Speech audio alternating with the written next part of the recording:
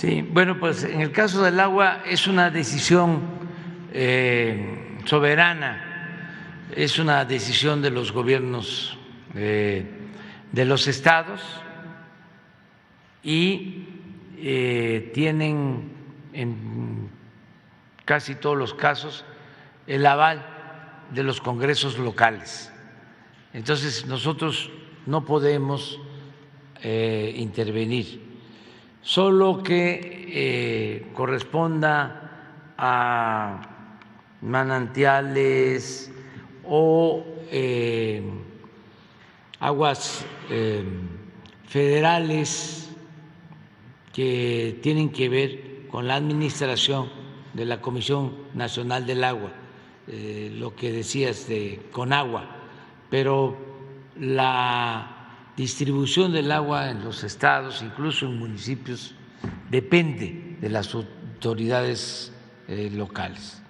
Mi recomendación, pues, es que se tenga mucho cuidado, no, como dicen los académicos, no es malo per se el que una empresa administre la distribución del agua. Lo que sucede, por lo general, es que hay corrupción. La variable, dirían los tecnócratas, corrupción es la que lo echa a perder todo.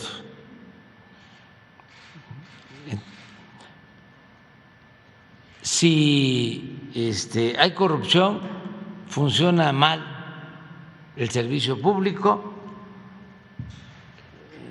estando privatizado o en manos de las dependencias gubernamentales.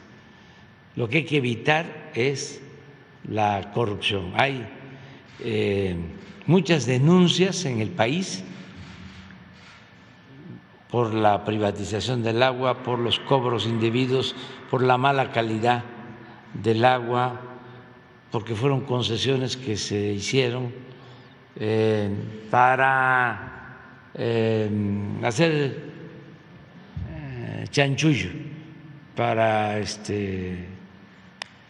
obtener beneficios, para cobrar sobornos, moches. Entonces sí hay en distintas partes. Yo voy al país y hay denuncias de ciudadanos en este sentido. Pero depende también de las autoridades y de los acuerdos que se tomen. Tú, por ejemplo, me planteaste, no es un reproche, pero para que analicemos las cosas con objetividad y que podamos siempre ir al fondo. Yo considero que el principal problema de México es la corrupción. Antes no se hablaba de eso. Me siento de los precursores en poner este tema en la mesa del debate, porque ni en los discursos se hablaba de corrupción. Si ustedes hacen un análisis de los discursos de 50 años a la fecha, no van a encontrar la palabra corrupción, como si no existiera. Y en los medios de información lo mismo. En el Congreso, en las intervenciones de diputados, de senadores, no se hablaba de corrupción. Y era el principal problema de México. Nada ha dañado más a México que la deshonestidad de los gobernantes. Eso es lo que ha dado al traste con todo. Bueno, dicho esto, cuando se habla del modelo neoliberal, yo he llegado a sostener que si el modelo neoliberal se aplicara sin corrupción, no sería del todo malo. Es que se puede tratar del modelo económico más perfecto, pero con el agravante de la corrupción no sirve nada.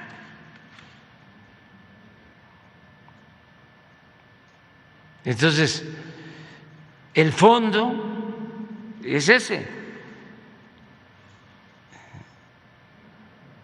el que impera la corrupción. Tú, defendiendo a los trabajadores de Capufe, me planteaste, ya me hiciste dudar si fuiste tú. Yo creo que sí. Sí. Entonces, quien está en Capufe es una mujer honesta, Elsa Beites, y le pedí un informe porque se estaban haciendo recontrataciones y se quejaban algunos de que no estaban siendo recontratados o se les estaba despidiendo, y nosotros tenemos el compromiso de no despedir a los trabajadores. Entonces le pedí un informe. Coincidió, por eso ando recorriendo el país siempre, que estuve en Veracruz y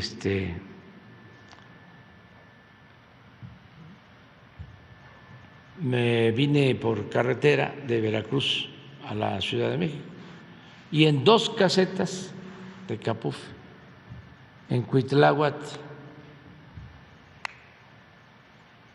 y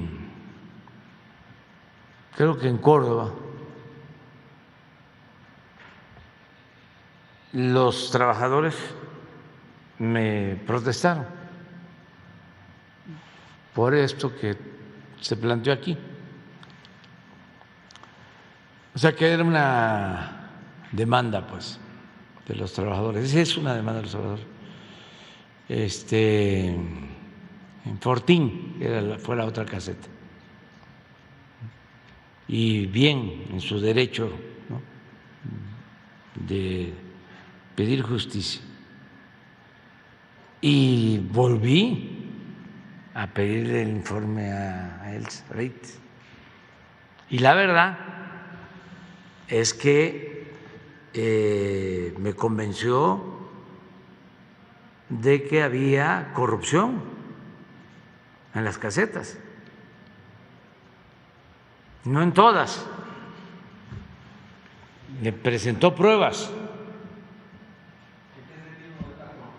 de que cobraban y no ingresaba el dinero.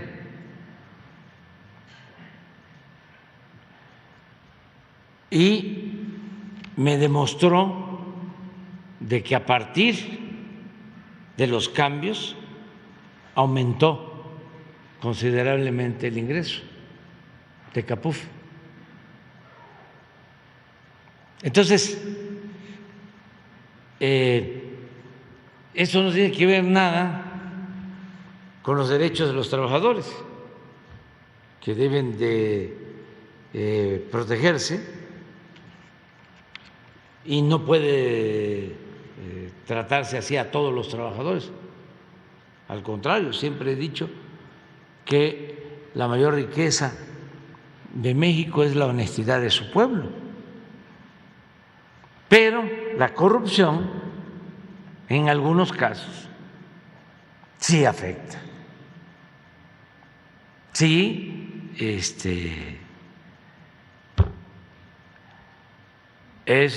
como lo he dicho, más que una pandemia, una peste que debemos de terminar.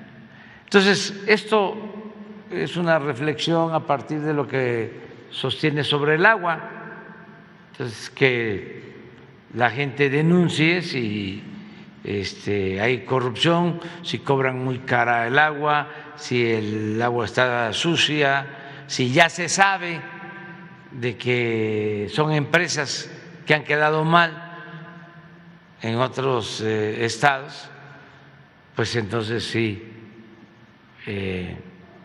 no dar el llamado beneficio de la duda. Al contrario, dar por hecho de que eso estuvo mal y que fue un acto muy probablemente de corrupción. Lo otro, lo electoral, no quiero meterme en eso. Solo decirle a la gente, donde van a haber elecciones, que participen, que salgan a votar, porque los que no quieren la democracia siempre buscan atemorizar, meter miedo.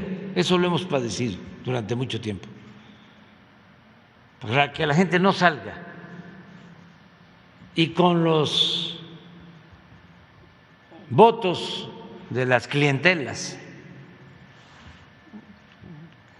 o los votos que compran o los votos que tienen que ver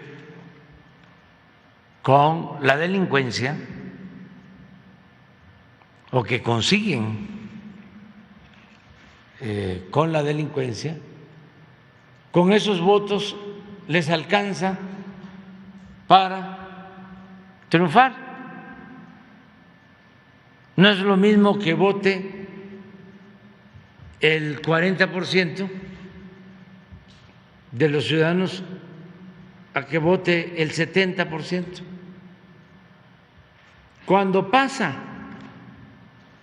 del 50%, ya es muy difícil el fraude. Y entre más participación, menos fraude. Porque pueden controlar a ciertos sectores. Y cada vez es más difícil, porque la gente ya está muy consciente. Ya no es el tiempo del reparto de las despensas, del frijol con gorgojo, o de la amenaza, o te voy a apuntar en la lista porque te va a tocar tu vivienda o te va a llegar tu material de construcción, o vamos a hacer un carrusel y te doy tu boleta,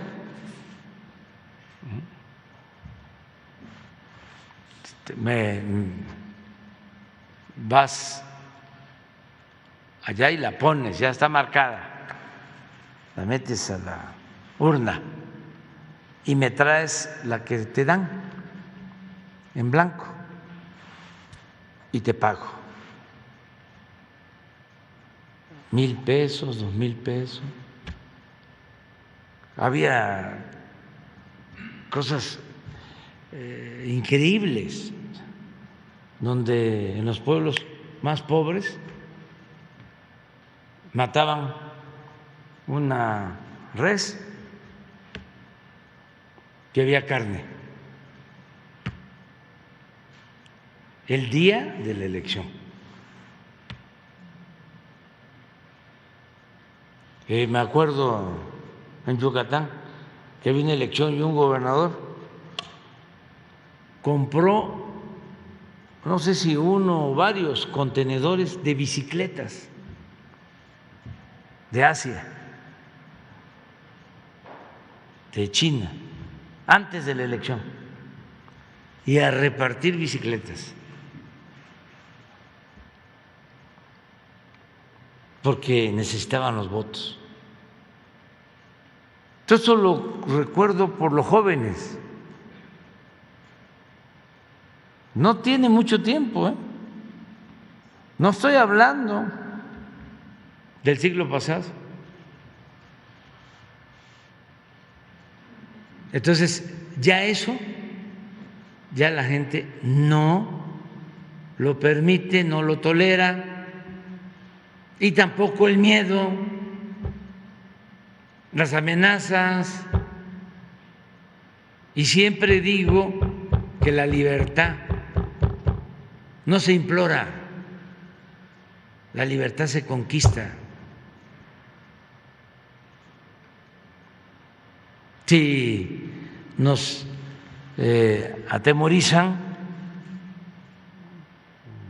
nos quedamos en la casa, nos metemos a la cama y nos tapamos, pues ya estamos vencidos. No, ¿qué nos vamos a meter a la casa? ¿Qué nos vamos a meter a la cama y nos vamos a tapar con colcha? Hay que salir a ejercer nuestros derechos ciudadanos. Ya la autoridad tiene que garantizar que haya paz, que haya tranquilidad, que nadie sea agredido. Eso va a corresponder, como siempre, a seguridad pública en los estados. La Guardia Nacional tiene que estar pendiente, pero que no se dejen intimidar los ciudadanos. Hay que salir, hay que participar, porque quien infunde miedo le tiene miedo al pueblo, no quiere que la gente participe, le conviene la abstención.